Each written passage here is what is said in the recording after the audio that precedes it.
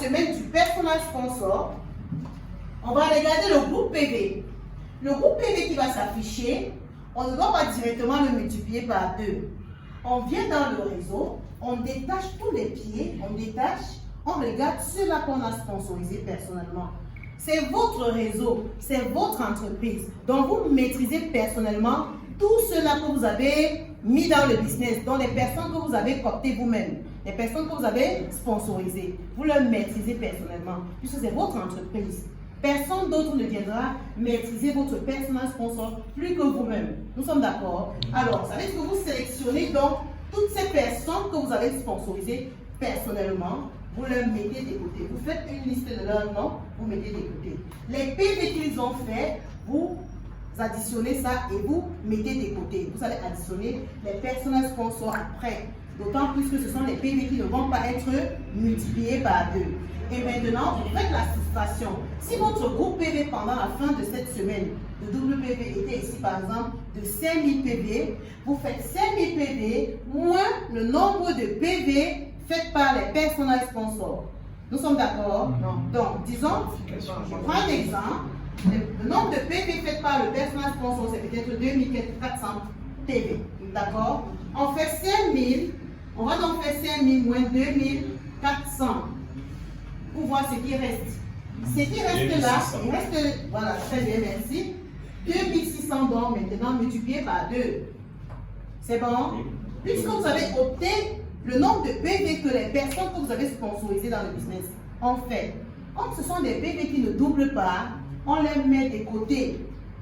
C'est bon? Et maintenant, il reste 2600 PV. Mais 2600 PV maintenant, ça veut dire que ce sont les downlines de vos downlines, ainsi de suite, toutes ces personnes-là qui sont en dessous de vous. C'est ça, non? On prend maintenant le nombre de ces PV-là, on multiplie par 2.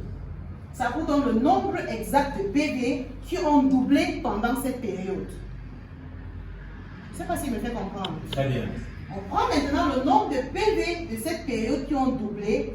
On additionne à tout cela qu'on est en train d'additionner depuis première semaine, deuxième semaine, troisième semaine. Admettons que c'est, disons, le deuxième mois. Parce que généralement, la promotion, c'est 3 mois.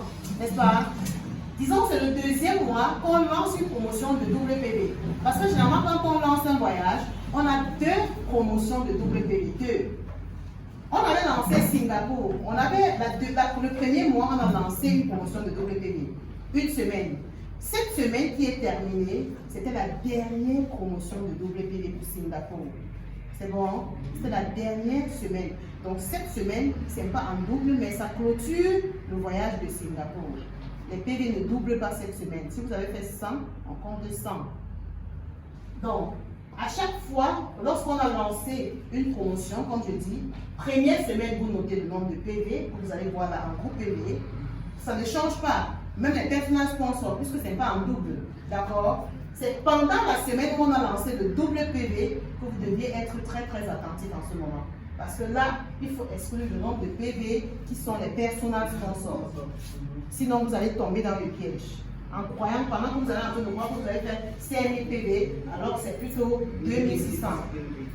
Et vous prenez maintenant 2600 multiplié par 2 au lieu de prendre 5000 multiplié par 2. Vous voyez, il y a une grande différence. Voilà. Ça pourra vous faire tomber dans le piège. Et en ce moment, et même la semaine de WPV, dans votre carnet, vous la notez, elle doit avoir une couleur particulière. Si vous avez pris par exemple des informations en noir, vous pouvez noter ça en bleu ou en rouge. Ou bien vous mettez carrément une croix sur cette ligne-là pour la singulariser des autres. N'est-ce pas? Elle doit être une ligne remarquable. Alors, pendant cette période-là, ça veut dire que là, ce sont les PV qui n'ont pas été doublés. Et les PV qui ont été doublés, vous les additionnez complètement. Et on sait que généralement, un voyage, c'est combien? 35 000 PV, dépendamment de votre grade, bien sûr. Ça, c'est pour les grades diamant 4, en descendant. Diamant 4 en dessous. Avec des diamant 4, diamant 3, un diamant 2, quand on qualifie le voyage. Hein? Diamant 3. Et les diamants 3, vous avez. Quelqu'un m'a posé une question de savoir, j'ai vu une diamant 3 qui a qualifié le voyage. Ça s'est passé comment? Effectivement, une diamant 3 peut qualifier le voyage au cas où elle prend stockiste. Le stockiste, c'est 16 millions. Donc, si vous prenez stockiste à 14 millions, nous savons qu'un diamant 4, c'est 15 millions de PV. 15 000 PV. Pardon? 15 000 PV. 15 000, donc les achats de 15 millions, j'allais dire les achats de 15 millions. Donc 15 000 PV probablement. Alors, si tu prends stockiste avec 14 millions, tu ne peux pas être diamant 4, nous sommes d'accord. Ça veut dire que 14 millions, tu seras dans les achats de 13 millions, 8, 14 millions maxi. Et par conséquent, tu ne peux pas être diamant 4. Mais tu qualifies le voyage parce que lorsqu'on va répartir ça sur tes côtes, ça te permettra, ça te donnera le nombre de points requis pour le voyage. Parce qu'il y aura les points qui seront doublés, qui vont être doublés pendant la période de double PV. Et c'est ça qui te permettra de qualifier le voyage en tant que diamant 3.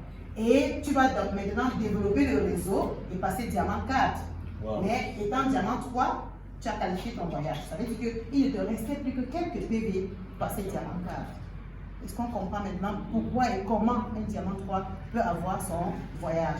Mais un diamant 3 qui est en train de bâtir l'équipe ne peut qualifier le voyage qu'avec des VIP.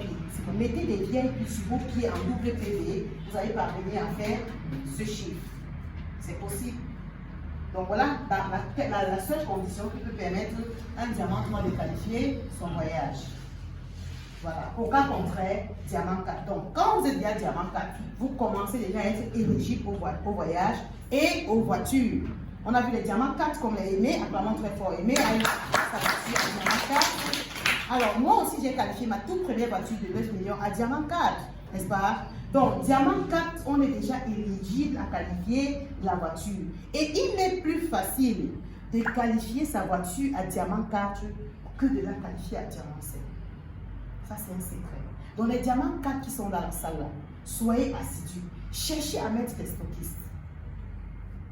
Cherchez à mettre des stockistes. Vous mettez seulement un seul stockiste. Vous avez vu l'exemple avec le leader Aimé. Il a mis son stockiste et il a travaillé juste les deux autres pieds. Et à diamant 4, voilà, il a eu sa voiture. Donc il est plus facile de qualifier sa voiture à diamant 4 qu'à diamant 5. Parce qu'à diamant 5, les conditions deviennent encore plus rigides. Ça devient encore plus rigide. Merci beaucoup.